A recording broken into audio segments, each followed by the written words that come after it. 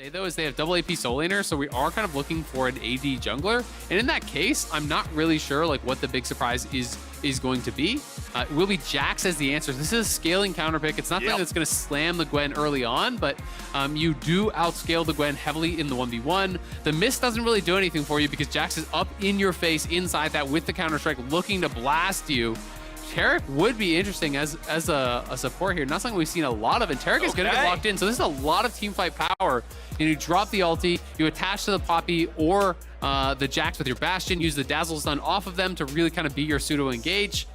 I mean, if you have a team fight that has Taric in it, his ultimate takes over a team fight, right? It makes everything very difficult. And then you also have Jax that you're betting on for scaling for this side lane. FlyQuest seems like they are going to have the power of that scaling as the game goes forward with those two champions here. And this is going to be really exciting. The first Olaf of the year, or of the split, I should say, for Blabber. Olaf had been, after the mini rework, very much so a top laner. It got a number of top lane nerfs. It's got some jungle buffs now, so now it is a viable jungler. And this is, I would say, Blabber's probably his best champion historically in the LCS. He has an almost 83% win rate, 17 games played, a 7 point... How much they can power farm and take the advantage of that. As Philip smacks Fudge around a little bit here with the top side. Blabber's coming around mid lane. They're going to try to dive top, though. That's the more important thing here, is they're actually going to look to dive.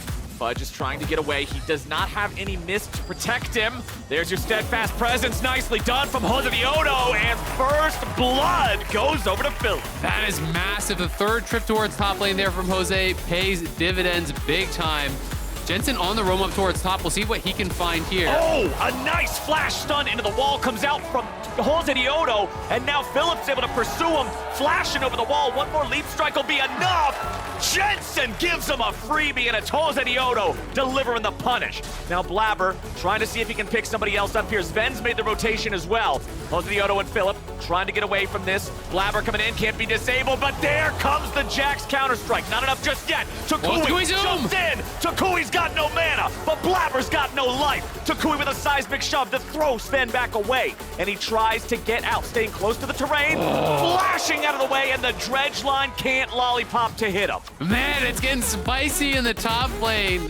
Fudge, early laning was going well for him, but now it is a disaster. When he gets zoned off that wave, you can see he was trying to fight heavily for the wave to actually hit 6 to try to be able to clear that out with the needlework. Did not get 6 prior to the dive coming through, though, so he's forced to run. And getting out of the maximum range of the dredge line. Had to have a little bit of sweat on his forehead after that one came out. Look at the gold between Fudge and Philip. You see the FTX total gold.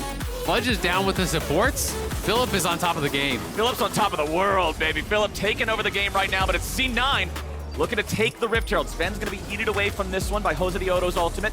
Rift Herald secured by C9 and by Blabber, who walks up. He's going to be slammed into the wall. They get the ultimate out. That's what they're going for here. Philip jumps in, but Jose Diodo's going to die. They just turn it around. FlyQuest is free food, and Cloud9 just won the game. How many times have you seen Blabber do this on Olaf? The enemy team thinks they have him caught. They go in for Blabber, but Blabber knows the limits of his champion so damn well.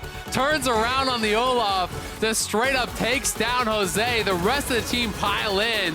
We can watch this one more time. Jose's looking for the E here onto multiple members. Earlier on in the fight, he'd already knocked out Sven. Then lands a stun on Blabber. Blabber says, all right, I'm taking this fight. He doesn't flash, doesn't have a way out. Gets the speed up and the shield there from Orianna. Goes straight in, kills off Jose. Philip's looking in for the multi-man stun, just assuming that Blabber was dead. But Blabber comes back in, kills him off as well. Does eventually fall, but then Fudge needlework through everybody on the team. Berserker's roasting him with the AoE. 1v1, yeah, Fudge is not having a good game personally, but his team is doing great, helping him out here as they're coming up top, looking to make this happen again. Orianna ball goes over the wall. They don't want to let Fudge die here. Takui coming up now, trying to help out the rest of FlyQuest. C9 disengaging when they see that it's a fair fight because Fudge is already half dead. Yeah, absolutely. I mean, yes, C9 does kind of push them out of there, but now Jensen and them have to walk back, and they don't have vision here. This is awkward. It's going to be a 3v2. Blabber now spotted. Blabber goes in. He wants Takui. Talia can't. He's got him. That's what I'm talking about. Talia cannot escape. Once the Viking has found his way in, it is Ragnarok, baby! FlyQuest head for the hills, and Blabber is heading straight for the top of the scoreboard. He's gonna kill him too! Going underneath the turret for Jose, and Jensen gets paid. Blabber is just going insane on the Olaf. Again, no hesitation, Yeah. blood in his eyes, goes for Talia. I mean, he just knows the limits of his champion so damn well. Takui thought, I have Ghost, I can kite this out. He had Spellbook over the Ghost, popped the Ghost immediately, but the axes connect. Blabber just has no hesitation. He knows the exact limits on this champion better than anybody. He's gonna go straight in for it, has Jensen behind him. And with Takui going down, they don't have the damage to actually get through this. Jose tries to look for the turnaround kill here, goes for the R tap, knocks him up, hits the Q, tackle comes through, and the Absolutely going to town in this game. Philip coming in from the side to look for Jensen. They're putting the CC together and going after him. The Cloud9 mid laner just goes boom. But now Blabber's looking to get something back. He flashes in, but he can't do it. He's run out of the Ragnarok, and FlyQuest have found some crucial kills. Yeah, give it up. Oh, no. Oh, they go in for Fudge, but it doesn't turn into a whole lot just yet. FlyQuest, this one's not going where they want it to go. Afro move bringing down the ulti, but FlyQuest are still in a bit of a tough spot. C9 pouring the damage into the health bars as Blabber stays alive, tanking on the front line, but he's finally going to drop. FlyQuest get two! FlyQuest Oh, here comes Berserker! It's 3v3 here on the map. Penta angle! Berserker is killing everyone! There it is! Berserker gets the Penta! Berserker popping off. You could see it happening. He saw the angle.